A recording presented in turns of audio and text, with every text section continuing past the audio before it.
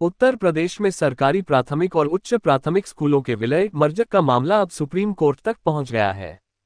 यह मामला तब सुर्खियों में आया जब इलाहाबाद हाईकोर्ट की लखनऊ बेंच ने 7 जुलाई 2025 को राज्य सरकार के 16 जून 2025 के उस आदेश को सही ठहराया, जिसमें कम नामांकन वाले 5000 से अधिक स्कूलों को पास के स्कूलों में मर्ज करने का निर्णय लिया गया था।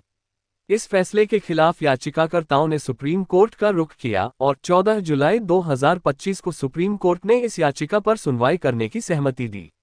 यह मामला शिक्षा के अधिकार, संसाधनों के उपयोग और ग्रामीण क्षेत्रों में बच्चों की पहुंच जैसे कई महत्वपूर्ण मुद्दों को उठाता है।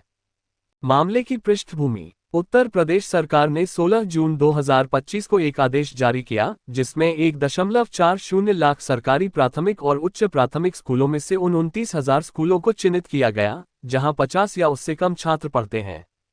इनमें से 105 स्कूलों की सूची 24 जून 2025 को जारी की गई, जिन्हें पास के स्कूलों में मर्ज करने का निर्णय लिया गया। सरकार का तर्क था कि कम छात्रों वाले स्कूलों में संसाधन बिखरे हुए हैं, जिसके कारण शिक्षकों की कमी, पुस्तकालय, खेल और डिजिटल शिक्षा की सुविधाओं का अभाव होता है। मर्ज से शिक्षा की गुणवत्ता में सुधार और संसाधनों का बेहतर उपयोग संभव होगा। हालांकि इस निर्णय का विरोध शुरू हुआ। याचिकाकर्ताओं, जिसमें सीतापुर के 51 छात्रों के अभिभावक और अन्य संगठन शामिल थे, ने इलाहाबाद हाईकोर्ट में याचिका दायर की। उनका तर्क था कि मर्ज से बच्चों को दूर के स्कूलों में जाना पड़ेगा, जो उनके शिक्षा के मौलिक अधिकार संविधान के अनुच्छेद 21A का उल्लंघन है। यह अनुच्छेद 6 से 14 वर्ष की आयु के बच्चों को मुफ्त और अनिवार्य शिक्षा की गारंटी देता है।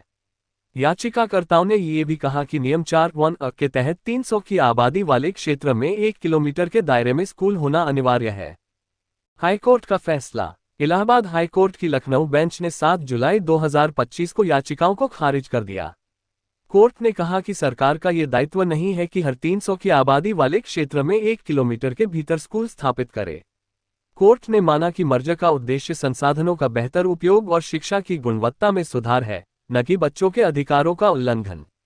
हाईकोर्ट ने यह भी कहा कि मर्ज से बच्चों को दूर के स्कूलों में जाने की असुविधा हो सकती है, लेकिन ये शिक्षा के अधिकार के खिलाफ नहीं है। सुप्रीम कोर्ट में सुनवाई: हाईकोर्ट के फैसले से असंतुष्ट याचिकाकर्ताओं ने सुप्रीम कोर्ट का दरवाजा खटखटाया। 14 जुलाई 2025 को सुप्रीम कोर्ट ने याचिका पर सुनवाई करने की सहमति दी। याचिकाकर्ताओं का तर्क है कि हाईकोर्ट ने तथ्यों और परिस्थितियों पर पूरी तरह विचार नहीं किया। उनका कहना है कि मर्ज से ग्रामीण क्षेत्रों में बच्चों की शिक्षा तक पहुंच बाधित होगी, खासकर उन क्षेत्रों में जहां परिवहन सुविधाएं सीमित हैं। याचिका में यह भी कहा गया कि यह निर्णय उत्तर प्रदेश की पहले से ही नाजुक शिक्षा व्यवस्था को और कमजोर करेगा। सुप्रीम कोर्ट ने मामले को गंभीरता से लिया और जल्द सुनवाई का भरोसा दिया। कोर्ट अगले सप्ताह इस मामले पर विस्तृत सुनवाई कर सकता है। इस बीच शिक्षक संगठनों और विपक्षी दलों ने भी इस मुद्दे पर विरोध जताया है। आम आदमी पार्टी (आप) ने घोषणा की है कि वह सुप्रीम कोर्ट के फैसले के खिलाफ पूरे प्रदेश में विरोध प्रदर्शन करेगी।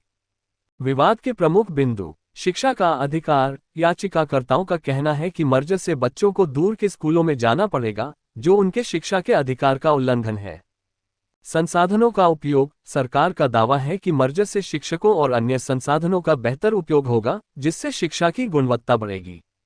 ग्रामीण क्षेत्रों में पहुंच: ग्रामीण क्षेत्रों में परिवहन की कमी के कारण बच्चों को स्कूल तक पहुंचने में कठिनाई हो सकती है। संवैधानिकता: याचिकाकर्ताओं ने मर्ज को मनमाना और अनुचित बताया है, जबकि सरकार इसे जनहित में बता रही है। आगे की राह: सुप्रीम कोर्ट का फैसला इस मामले में निर्णायक होगा। यदि कोर्ट याचिकाकर्ताओं के पक्ष में फैसला देता है तो मर्ज प्रक्रिया पर रोक लग सकती है। वहीं यदि सरकार के पक्ष में फैसला आता है तो यह मर्ज नीति को और मजबूती देगा। इस मामले का असर न केवल उत्तर प्रदेश बल्कि अन्य राज्यों की शिक्षा नीतियों पर भी पड़ सकता है, जहां समान मर्ज योजनाएं विचाराधीन हैं। निष्कर्ष: उत्तर प्रदेश में स्कूल मर्ज का मामला शिक्षा, संसाधनों और बच्चों के अधिकारों के बीच संतुलन का एक जटिल मुद्दा है। सुप्रीम कोर्ट की सुनवाई से यह स्पष्ट होगा कि क्या सरकार का ये कदम शिक्षा व्यवस्था को मजबूत करेगा या ग्रामीण बच्चों के लिए नई चुनौतियां खड़ी करेगा। फिलहाल सभी की निगाहें सुप्रीम कोर्ट के अगले कदम पर टिकी हैं।